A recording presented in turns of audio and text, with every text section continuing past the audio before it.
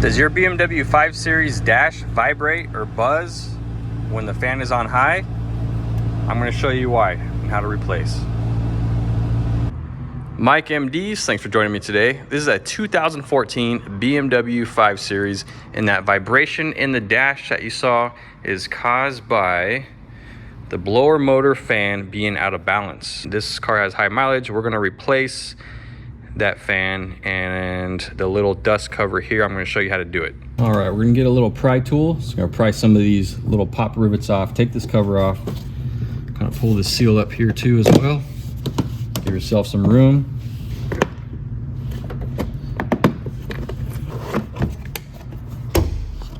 There's a brace. We're going to take this off completely, this brace, and get this out of the way and start working on this electrical stuff here and take this off as well. And these two bolts are going to be a 15mm socket. I'm using a 3/8 with a ratchet.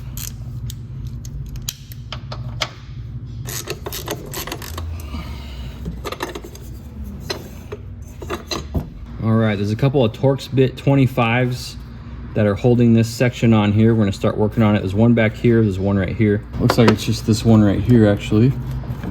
And there's a little clip here. And that's it. Nothing's really exposed to get electrically shorted out, but I'll put a rag over this just in case so it doesn't short out on the body anywhere. This cover also has a series of T25 Torx bit 25s holding this on, and that's what we're going to work on right now. All these are at different depths, of course, so it'd be kind of good to get some extensions if you can. This is just a bit driver, and then I have a short version of the T25, which I'll need for this back corner over here.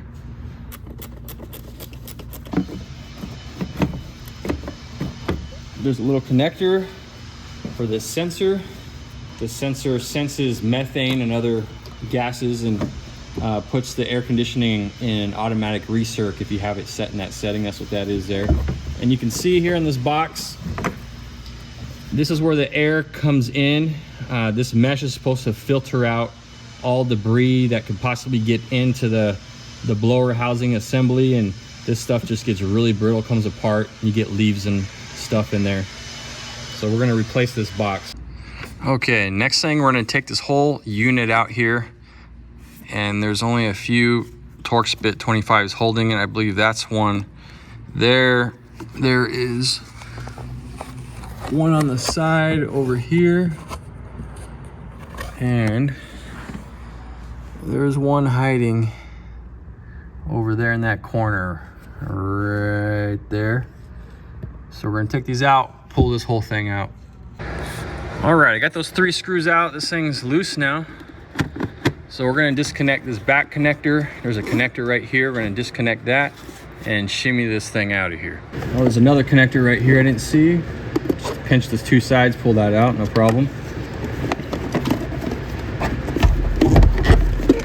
Okay, got it. All right, now we have this out here. We're gonna take this section and cut it in half here. We're gonna take the screws out right here, right here, right here, and right there. And this should come apart. Once we get that, then we'll disassemble this part here by undoing these screws, and we'll access the motor. This is the new motor here.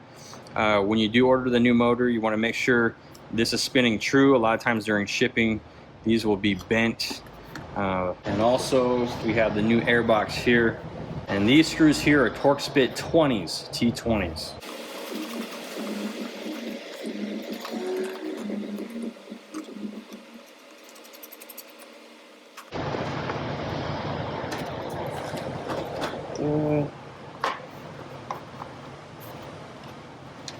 There's the motor.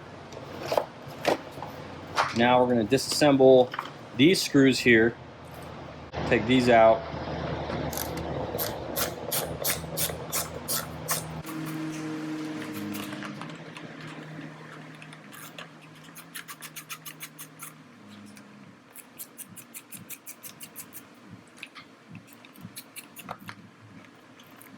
Now if you look in here, you can see how there's leaves in here. So imagine this spinning very fast. It's definitely going to cause it to be off balance.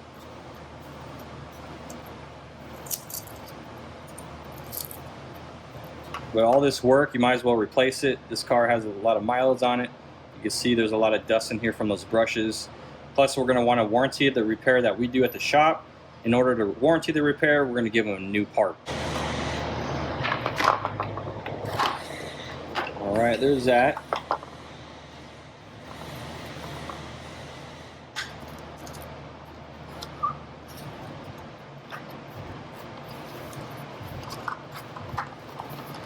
And this right here is what they call the final stage. It's the blower resistor. Sometimes these go bad too. Not too often on these cars. We're going to leave it in there. Now the new part does come with new grommets. These are kind of like the suspension for the motor. Take these old ones out, put some new ones in there. And these two indentations that are open, see how that one's not open? These two are so it can slide in over this one in here.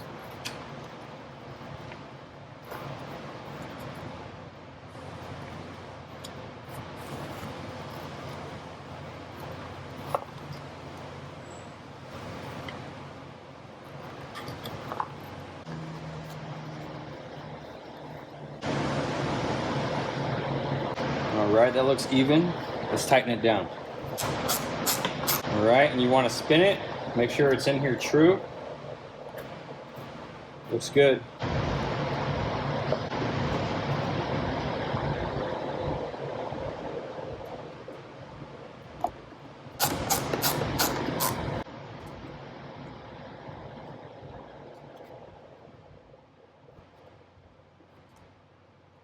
Make sure these connectors are on the side here. There's some little clips that hold them, both of these, that way they're out of the way and you don't pinch anything when you go back in.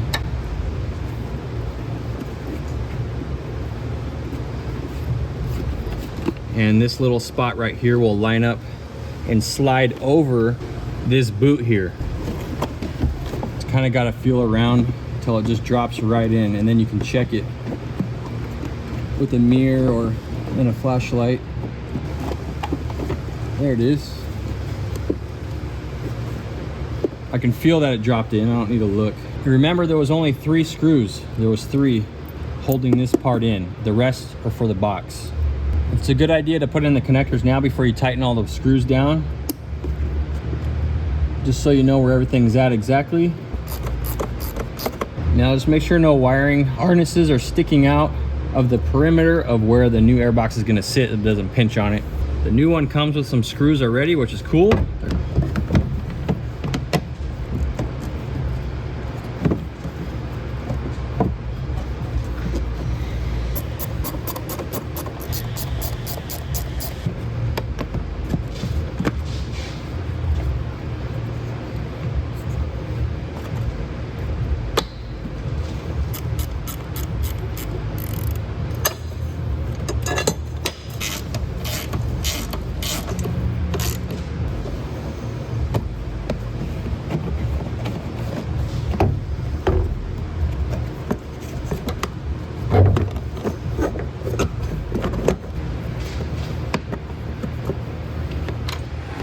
Okay, I had the AC on full blast. The fan is all the way up and there's no more vibration, no more sound.